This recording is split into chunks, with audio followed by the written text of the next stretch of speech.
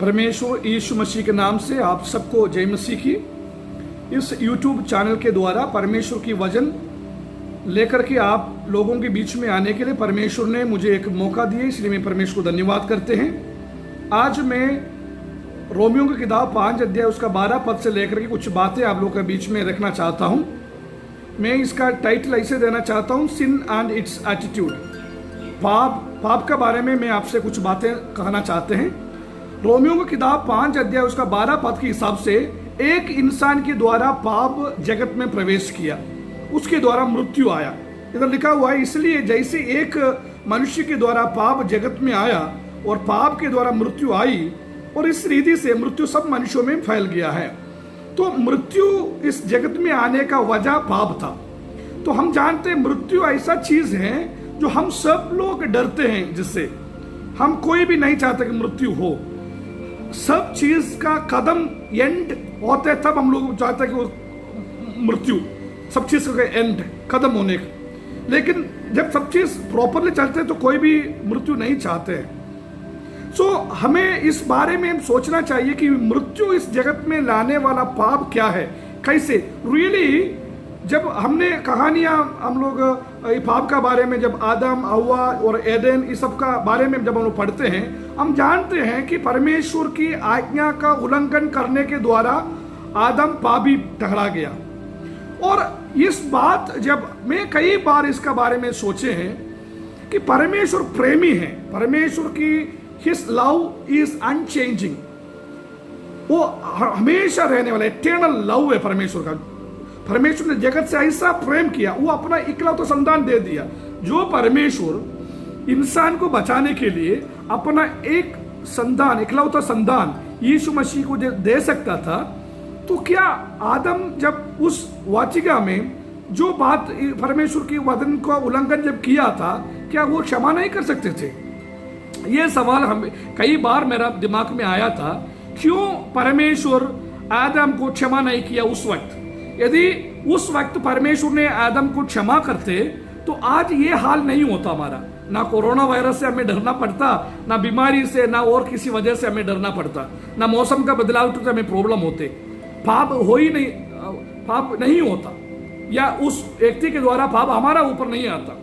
ये बात तो मैं ये बात जानते हैं कि परमेश्वर की वचन में सब कुछ सच्चाई, सच लिखा जाते हैं, कोई गलत नहीं हो सकते।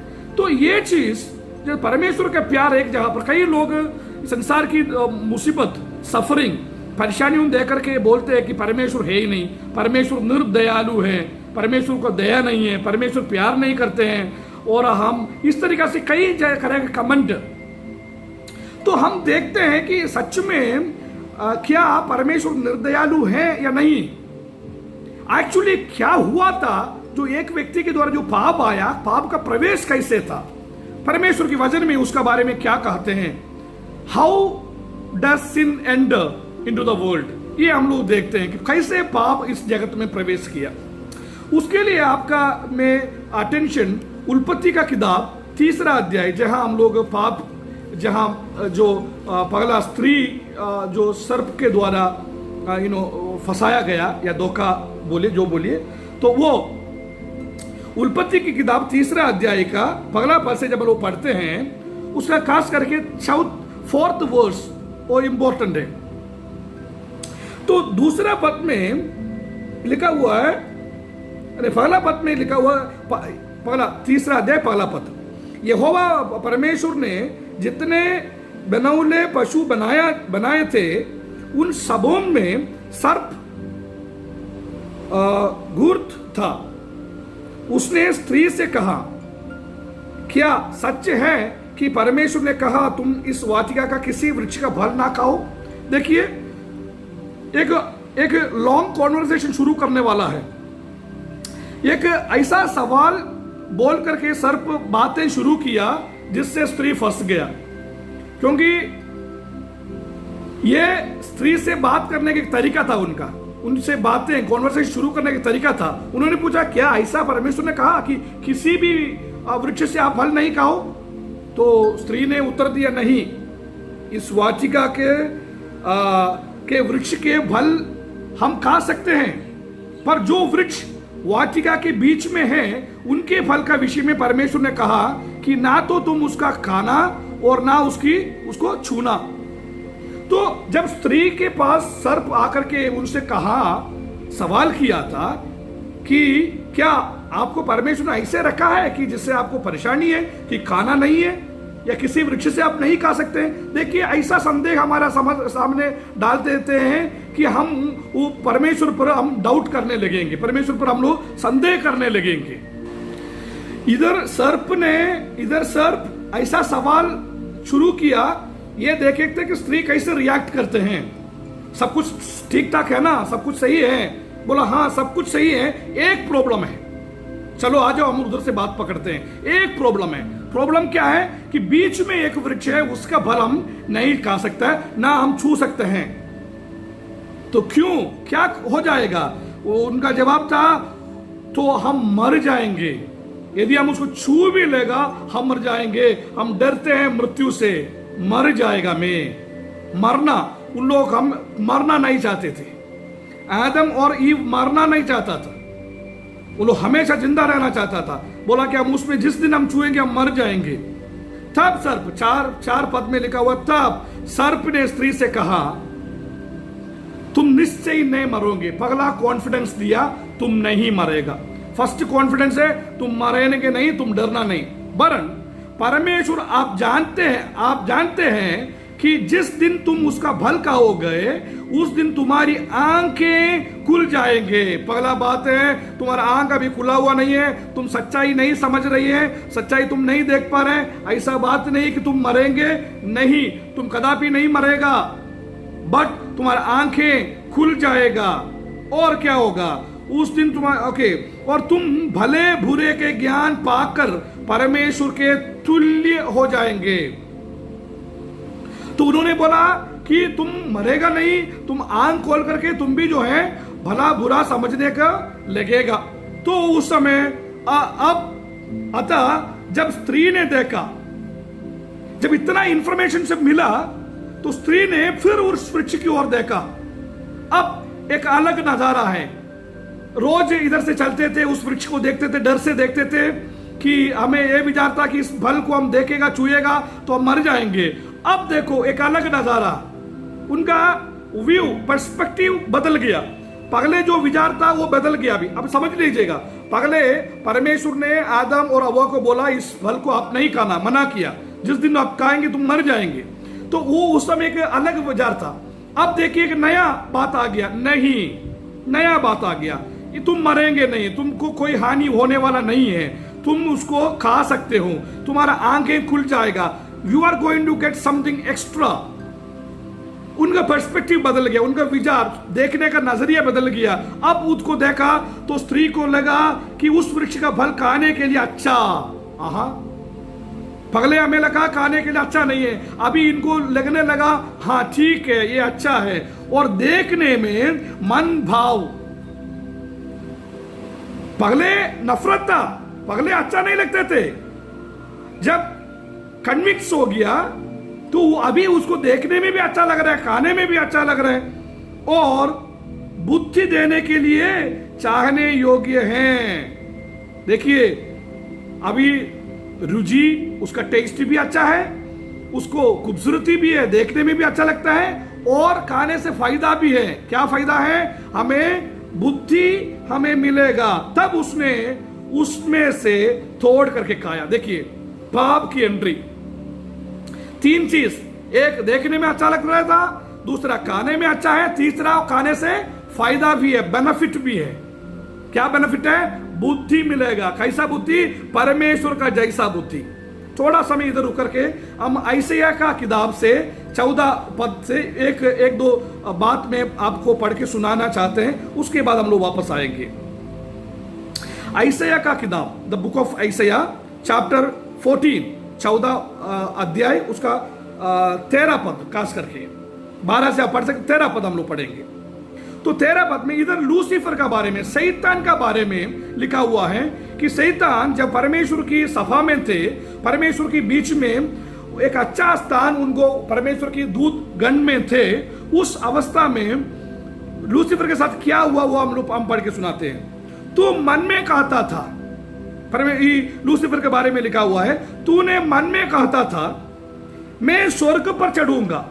पगला, जब लूसीफर स्वर्ग में परमेश्वर की दूत लोगों के साथ थे, उस समय उन्होंने पाप किया और उन्होंने पाप करने के द्वारा परमेश्वर ने उन्हें दंड दिया, उन्हें काट करके पृथ्वी पर गिरा दिया था। उनकी पाप क्या है, मैं वही पढ़ के आपको सुना रहे। लूसीफर का पाप क्या था? उन्होंने उनके मन में कहा कि मैं स्वर्ग पर चढ़ूंगा, मैं अपने सिंहासन को ईश्वर के तारागण से अधिक ऊंचा करूंगा और उत्तर दिशा की छोर पर सभा के पर्वत पर विराजूंगा। 14 में, मैं मेघों पे मैं भी ऊंचे ऊंचे स्थानों ऊपर चढ़ूंगा, मैं परम प्रधान के तुल्य हो जाएंगे। ध्यान दीजिएगा, परम प्रधान के तुल्य हो जाएंगे, मैं परमेश्वर के जैसे बन जाएंगे। लूसीफर का गलती, लूसीफर का पाप यह था, वो परमेश्वर का जैसे बनना चाहा। उनकी दिमाग में यह आया कि मैं तारों के ऊपर, मेघों के ऊपर अपने सिंहासन रखूंगा, मैं उधर विराजमान होऊंगा, स्वर्ग के ऊपर चढ़ूंगा और परमेश्वर के जैसे मैं उनके तुल्य बनेंगे। आमीन। परमेश्वर का जैसा बनना चाहा। इनके मन की विचार, उनकी दिमाग की जो सोच, जब परमेश्वर ने सुना, परमेश्वर ने जब समझा, उन्होंने पनिशमेंट देकर उनको गिरा दिया। अब वापस हम आते उत्पत्ति में।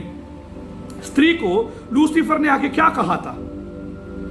कई लोग हमसे सवाल किए थे, मेरा भी मन में सवाल आता था, एक फल खाया तो परमेश्वर ने इतना बड़ा पनिशमेंट क्यों दिया?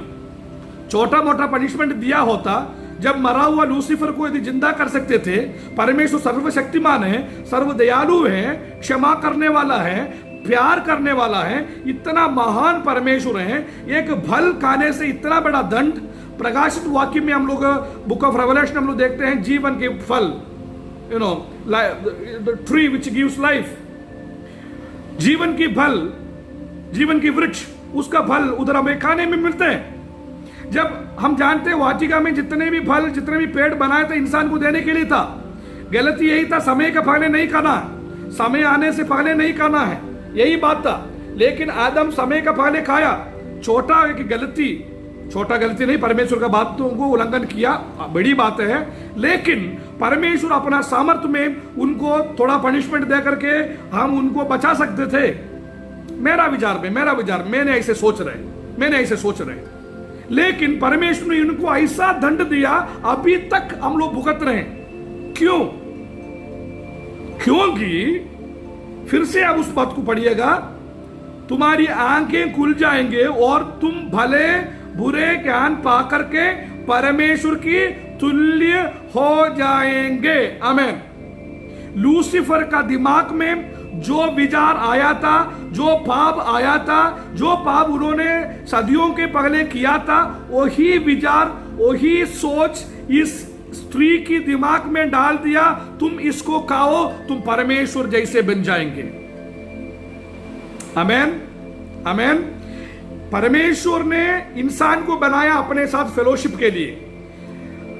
जो लूसीफर पाप करके परमेश्वर से अलग हो गया था, उन हमेशा मौका पाने का खोज में थे कि किसी तरीका से इंसान के दिमाग में परमेश्वर की विरोध विचार डाल दे और उनकी मन में यह डाल दे कि उनको भी परमेश्वर का जैसे बनने का एक इच्छा डाल दे। जो विचार, जो दिमाग, जो सोच लूसीफर में था, उसी सोच को इन्होंने इन्फिल्ट्रेट किया स्त्री के दिमाग में। कॉन्सिक्वेंसेस, पाप। हम लोग अभी तक सोच रहे थे वो फल खाना वो पाप था, जरूर, लेकिन वो फल खाने का पीछे का उनका सोच वो सबसे बड़ा पाप था। Praise the Lord. हम हमेशा कमिटेड कामों को या कर्म को हम लोग ज्यादा दिमाग लगाते। कर्म, चोरी किया, व्यभिचार किया, लेकिन सोच पर कोई नहीं जाते। The attitude of sin. कई लोग मौका मिलने के बाद भी मौका मिल नहीं रहे, इसलिए पाप नहीं कर रहे हैं। उनके दिमाग में है सारे षड्यंत्र, सारे विचार, सारे दिमाग उनका इसमें है। मत्ती के सुसमाचार में यीशु मसीह ने बोला, स्त्री को गलत तरीका से यदि नजर डालते हैं वो उस स्त्री के साथ व्यभिचार किया वो जैसे समान है। एक भाई को तुच्छ समझेगा वो दंड के योग्य है। तो हम समझना चाहिए हमारा दिमाग के अंदर जो आने वाला सोच जो परमेश्वर की वचन से हमें अलग करते हैं तो वो सबसे बड़ा पाप होता है। इसलिए प्रिय भाइयों बहनों, मैं इस वचन के द्वारा मैं आपको यह समझाना चाहते हैं कि हमें पाप की जो कर्म से बढ़कर के जो हमारे दिमाग में आने वाला सोच विचारों का ऊपर हमें कंट्रोल डालना जरूरी है। एक बार यीशु मसीह ने उनकी 40 दिन का उपवास के बाद रेगिस्तान में थे, उस समय उनको परीक्षा देने के लिए शैतान उनके पास आया। परीक्षा देने के लिए शैतान उनके पास आने के बाद उन्होंने एक सवाल किया, तुम एक काम करो, प्रणाम करो, झुक करके मुझे प्रणाम करो ताकि पूरा संसार में तुम्हें दे दूंगा। पगला बात उनको आके बोला था, ये पत्थर को तुम ब्रेड बना दो, खाना बनाकर खा सकते हो, रोटी बना खा सकते हो। उसके बाद उन्होंने बोला कि तुम मुझे प्रणाम करो, शॉर्टकट में आ जाते हैं। यीशु मसीह ने जगत में क्यों आया?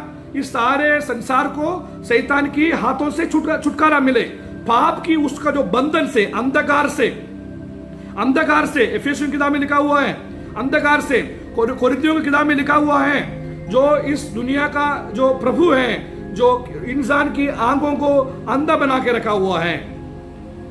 He has darkened the eyes of the people. The Lord of this age has darkened the eyes of the people. Jesus came to this world to redeem us from the chain, from the bondage of sin. पाप की उस बंधन से हमें छुटकारा देने के लिए यीशु मसीह आया। शैतान आकर के एक टोकन दिया, तुम एक छोटी चीज करो, तुम्हारा मिशन अकम्प्लिश्ड है। क्या करना है? थोड़ा सा मुझे प्रणाम कर दो।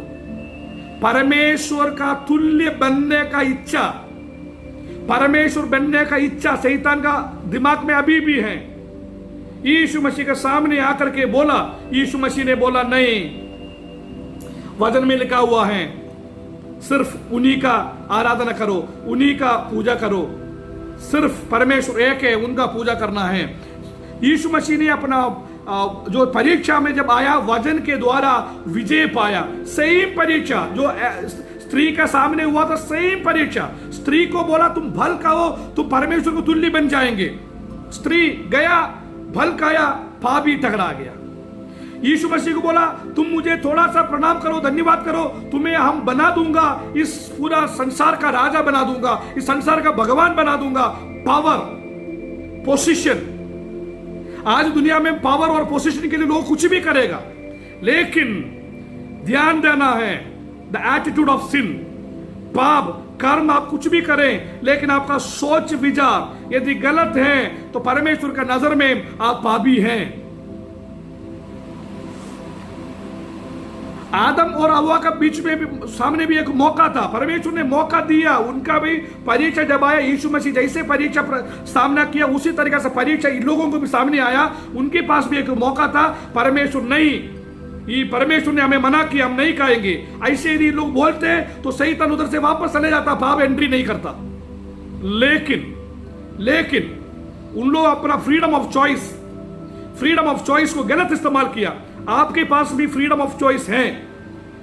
परमेश्वर के वचन में लिखा हुआ है सच्चा मार्ग और बुरा मार्ग आपका सामने है, धर्म की मार्ग और पाप की मार्ग आपका सामने है।